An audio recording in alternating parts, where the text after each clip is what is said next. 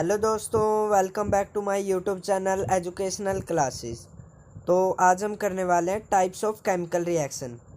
Chapter number first, reaction chemical reactions and equations, class 10th science का chapter है और ये पार्ट नंबर 5 है। मैंने 4 पार्ट ऑलरेडी डाल दिए, बहुत ही अच्छे से एक्सप्लेन करके डाले हैं। छोटे छोटे पार्ट्स हैं, 10-10 मिनट के, 8-8 मिनट के ये हमारे पार्ट्स हैं। तो प्लीज़ इन्हें फुल वॉच करें ताकि आपको वीडियो अच्छे से समझ में आए। और चलिए बढ़ते हैं हमारे टॉपिक की ओर। तो आज हम करेंगे टाइप्स ऑफ रिएक्शन भी, जो हमारी रिएक्शंस होती हैं उसके कितने टाइप होते हैं, कितने प्रकार की होती है और क्या क्या होते हैं उसके टाइप जो हमारी रिएक्शंस होती है। तो चलिए शुरू करते हैं। We have learn in class 9th during chemical reaction atom of one element do not change into those another element. तो हम सब ने इस बात को पढ़ा ही होगा क्लास 9th के अंदर भी। जो हमारे केमिकल रिएक्शंस के एटम होते हैं ना, वो एलिमेंट के अंदर ना तो चेंज होते हैं। देखिए, atoms can not be destroyed, ठीक है, ये बात हमने पढ़ी भी है 9th में। Atoms can not be neither be destroyed nor be broke, ठीक है, भी मतलब ना तो उसे तोड़ा जा सकता है और ना ही उसे मतलब चेंज किया जा सकता है, ठीक है, या फिर उसे किसी दूसरे एलिमेंट में मिक्स भी नहीं किया जा सकता। अभी मान लो यहाँ पर तो Fe3O4 है, तो अब 4 एटम यहाँ पर आ जाएंगे और इसके अंदर 3 एटम्स आ जाएंगे, तो ऐसा कभी भी नहीं होता, ठीक है, एटम्स के अंदर। क्लियर है? चलिए देखते हैं आगे। Nor do atom disappear from the mixture or appear ever self. Actually, the chemical reaction involve breaking of making a bond between two atoms to produce new substance। भी अब ये कह रहा है कि कोई ज़रूरी नहीं है कि एटम्स का अलग अलग ही होना ज़रूरी हो, क्या पता सेम भी हो, ठीक है ना। और जो हमारी केमिकल रिएक्शंस है ना, वो बॉन्ड्स के टूटने से बनती है, ना कि एटम्स के टूटने से, ठीक है। जो हमारे बॉन्ड्स होते हैं एटम्स के अंदर, 2 एटम्स के अंदर, उन बॉन्ड्स के टूटने से बनती है। तो हमारे एटम के ऊपर कोई भी प्रभाव नहीं पड़ता, तो एक नया सब्सटेंस क्रिएट हो जाता है। You will study about the type of bonds formed between the atoms chapter 3 and 4। भी आप बॉन्ड्स को भी मतलब बॉन्ड्स किस प्रकार से टूटते हैं, किस प्रकार से बनते हैं एटम्स के अंदर, वो आप चैप्टर नंबर 3 और चैप्टर नंबर 4 के अंदर करोगे, जो हमारे आने वाले चैप्टर्स हैं, ठीक है। तो अब हमारा टॉपिक आ जाता है कम्बिनेशन रिएक्शन भी। भाई आखिर कम्बिनेशन रिएक्शंस है क्या, ठीक है, तो इसके बारे में अब हम बारीकी से डिस्कस करेंगे। कम्बिनेशन रिएक्शन बहुत ही अच्छा टॉपिक है, अच्छे से समझ में भी आएगा अगर ध्यान से देखोगे तो। चलिए शुरू करते हैं। अब देखिए, अब हम करेंगे एक्टिविटी नंबर 1.4, ठीक है। तो इसके अंदर बस हमें क्या करना है, कैल्शियम ऑक्साइड लेना है एक बीकर के अंदर और उसके अंदर क्विक लाइम मिला देना है पानी के अंदर, और क्विक लाइम मिला देना है। क्विक लाइम चूना होता है, चूना पत्थर या फिर कली कह देते हैं जिसे हम देसी भाषा में। क्विक लाइम वो होता है कली, ठीक है। तो सिंपली हम अपने घरों को पेंट करने के लिए भी उसका इस्तेमाल करते हैं। तो इसके अंदर अब क्या करना है आपको, जो क्विक लाइम है, चूना पत्थर है, उसको थोड़ा थोड़ा करके पानी के अंदर मिलाना है, ठीक है। और अब आप ऑब्जर्व करोगे कि जब आप इस बीकर को छुओगे ना अपने हाथों से, बीकर को छुओगे, तो इसका टेम्परेचर जो है, टेम्परेचर में चेंज मिलेगा, ठीक है आपको, है ना, इसके टेम्परेचर में चेंज मिलेगा। अब भैया वो चेंज क्या मिलेगा, जो हमारा बीकर है वो धीरे धीरे हीट होना शुरू हो जाएगा। तो जब किसी भी केमिकल रिएक्शन के अंदर रिएक्टेंट्स दो आपस में मिलकर रिएक्ट करके प्रोडक्ट बनाते समय हीट रिलीज करें, तो उसे क्या कहते हैं, एक्सोथर्मिक रिएक्शन। क्या कहते हैं उसको, एक्सोथर्मिक रिएक्शन। दोबारा सुन लीजिए, बहुत इंपॉर्टेंट है, 2 नंबर में एग्जामिनर कई बार पूछता है। दो रिएक्टेंट्स आपस में मिलकर जब प्रोडक्ट बनाते हैं और उसके अंदर से हीट ऑब्जर्व होती है या महसूस होती है या फिर हीट रिलीज्ड होती है, निकलती है, तो उसे हम एक्सोथर्मिक रिएक्शन कहते हैं। और जब हीट एब्जॉर्व होती है उसे हम एंडोथर्मिक रिएक्शन कहते हैं, ठीक है। एंडोथर्मिक में हीट ऑब्जर्व होती है, ऑब्जर्व सोख ली जाती है, और जो हमारी एक्सोथर्मिक उसके अंदर हीट रिलीज होती है। ठीक है, तो चलिए आगे चलते हैं। Calcium oxide reacts vigorously with water produce slaked lime calcium hydroxide release a large amount of heat. भी अब जो हमारा कैल्शियम ऑक्साइड था वो रिएक्ट हो जाता है पानी के साथ। ठीक है, और स्कैल्ट लाइम जो हमारा स्लैग्ड लाइम होता है उसका निर्माण करता है। स्लैग्ड लाइम हमें वैसे हम कैल्शियम हाइड्रोक्साइड कह देते हैं। इम्पोर्टेंट फार्मूला ये भी 1 नंबर में आ सकता है, या एग्जामिनर इसे शॉर्ट क्वेश्चन बनाकर भी पूछ सकता है। Releasing A large amount of heat, और साथ में जो बड़े पैमाने पर हीट भी निकलती है। तो देखिए CaO क्विक लाइम हो गया हमारा, H2O के अंदर मिला दिया तो CaOH का ट्वाइस बन गया। ठीक है, aqueous solution plus heat release हुई है, तो इस कैल्ट लाइम का फॉर्मूला है। ठीक है, CaOH ट्वाइस। ठीक है, क्लियर है। चलिए आगे चलते हैं। In this reaction calcium oxide and water combine from A single product. जो हमारा कैल्शियम ऑक्साइड है वो वाटर के साथ रिएक्ट होकर या कंबाइन होकर जुड़कर एक सिंगल प्रोडक्ट बनाता है जिसका नाम है calcium hydroxide. Such a reaction which is a single product is formed from 2 more reactants known as combination reaction. भी अब कोई भी 2 रिएक्टेंट्स मिलकर एक सिंगल प्रोडक्ट का निर्माण करें तो वो क्या कहलाएगी? Combination reaction. देखिए यहाँ से हमारा एक मेन क्वेश्चन निकल गया। सच, देखिए ध्यान से, such a reaction which in a single product is formed. जो हमारी रिएक्शन है वो सिंगल प्रोडक्ट बनाए फ्रॉम 2 और मोर रिएक्टेंट्स, 2 या 2 से ज़्यादा रिएक्टेंट्स के साथ रिएक्ट होने के बाद एक सिंगल प्रोडक्ट बनाए, is known as combination reaction. उसे हम कम्बिनेशन रिएक्शन का नाम देंगे। ठीक है, अब चलिए आगे चलते हैं। ये बहुत इंपॉर्टेंट है, बॉक्स के अंदर जो भी है 3 नंबर में पूछा जाता है इसको अक्सर। ठीक है, एग्जामिनर के द्वारा। चलिए देखते हैं क्या है ये।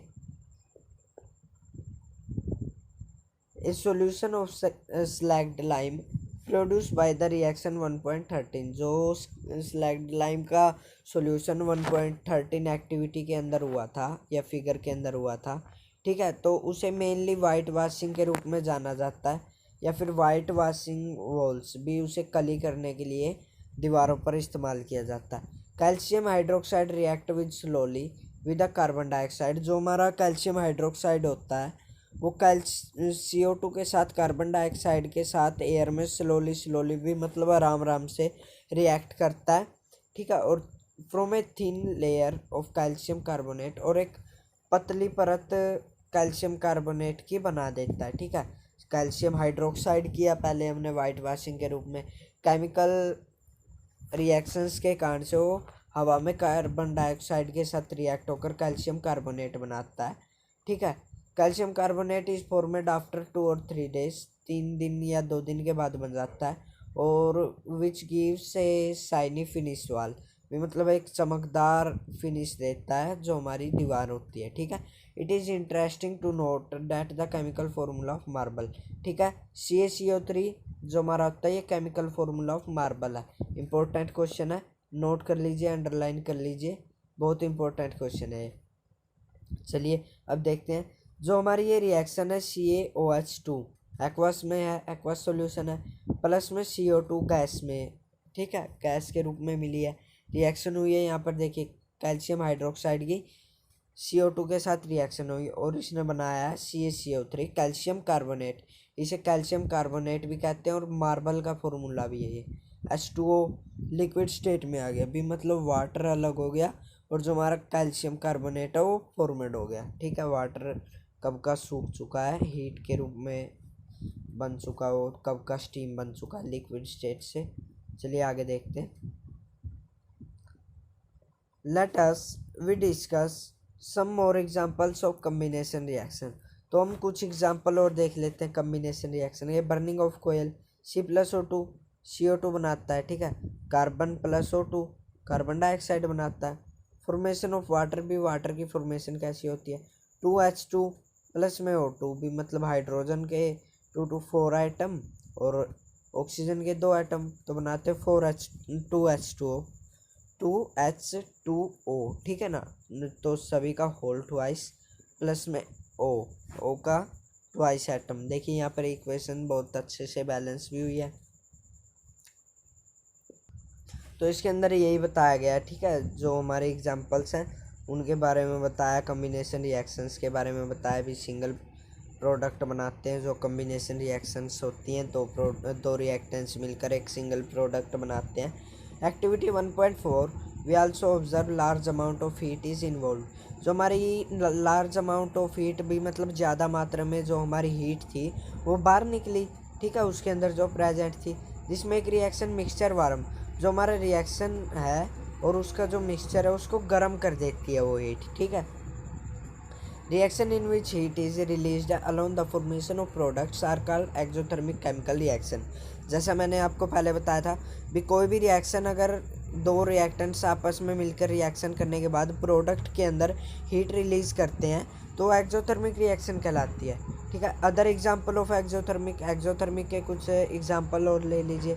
बर्निंग ऑफ नेचुरल गैस, भी जो हमारी नेचुरल गैस होती है उसको बर्न करना, ठीक है, वो हमारा एक्सोथर्मिक का रिएक्शन हो गया।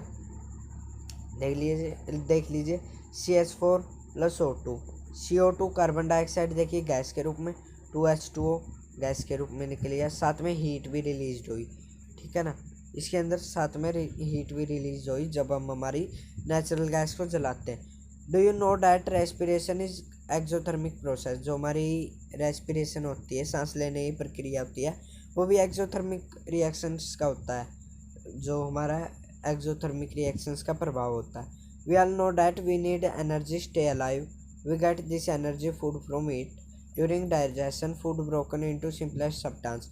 भी आप सभी को पता होगा हमारे शरीर को एनर्जी की ज़रूरत होती है जिंदा रहने के लिए, तो एनर्जी हमें भोजन से मिलते हैं, ठीक है। डाइजेशन के दौरान जो हमारा फूड ब्रोक होता है सिंपलर सब्सटेंस भी, मतलब छोटे छोटे सब्सटेंस के अंदर। For example rice, potatoes and breads contains carbohydrate. जो हमारे राइस होते हैं, चावल, पोटैटो, आलू, ब्रेड हो गया जो हम खाते हैं, वो कार्बोहाइड्रेट्स में टूट जाते हैं। This carbohydrates are broken down from glucose, और आगे जाकर यही कार्बोहाइड्रेट्स ग्लूकोज में टूट जाते हैं। This glucose combined with oxygen, और ये ग्लूकोज ऑक्सीजन के साथ रिएक्ट करती है या फिर मिल जाती है, मिक्स हो जाती है, और with oxygen in cells of our body and provide energy. ये ग्लूकोज ऑक्सीजन के साथ कंबाइन होकर हमारे सेल्स के जरिए हमारी बॉडी को एनर्जी प्रदान करते हैं। The special name of this reaction is respiration. इसे हम रेस्पिरेशन भी कहते हैं, which you study about in chapter 6। इसके बारे में आप चैप्टर नंबर 6 में पढ़ेंगे, ठीक है। जो हमारी ये रेस्पिरेशन की प्रोसेस है इसे हम चैप्टर 6 में आगे पढ़ेंगे। तो देख लीजिए ये इम्पोर्टेंट हमारी रिएक्शन है, 1 नंबर में पूछता है बंदा। कई बार तो ये पूरा का पूरा टॉपिक भी डाल देता है कि रेस्पिरेशन कौन सी प्रोसेस हमारी, ठीक है, और इसकी रिएक्शंस को डिफाइन करो, और रेस्पिरेशन की प्रोसेस और हमारे भोजन का टूटना या फिर एटम्स में डिवाइड होने को भी डिफाइन करो। तो देखते रिएक्शन। C6 कार्बन के 6 एटम, S12O6, बी हाइड्रोजन के 12 एटम, ऑक्सीजन के 6 एटम, प्लस 6O2 ऑक्सीजन के 12 एटम, ठीक है। तो बनाते 6CO2 carbon dioxide aqueous solution के अंदर, ठीक है। 6H2O 6 एटम और 2 एटम हाइड्रोजन के अलग से, O2 के 6 एटम यहाँ पर लिक्विड स्टेट में, प्लस एनर्जी हमारी चली जाती है सेल्स के थ्रू, और जो हमारा वाटर होता है वो हमारे शरीर में जितना चाहिए होता है उतना ज़रूरत के हिसाब से हमारा शरीर रखता है, और फिर जो हमारा वाटर बच जाता है उसे यूरिन के रूप में निकाल देता है, ठीक है। The decomposition of vegetable matter into compost is an example of exothermic. भी जो हमारी नेचुरल गैस बनती है जो वेस्ट मटेरियल्स के द्वारा, वो भी इसी प्रकार के एक एग्जांपल का जरिया है, ठीक है। Identify the type of reaction taking activity 1.1 heat given out alone the formation of A single product. Activity 1.1 के भी अंदर 2 एटम्स ने मिलकर एक सिंगल प्रोडक्ट बनाया था। तो आई होप आपको वीडियो अच्छी लगी होगी।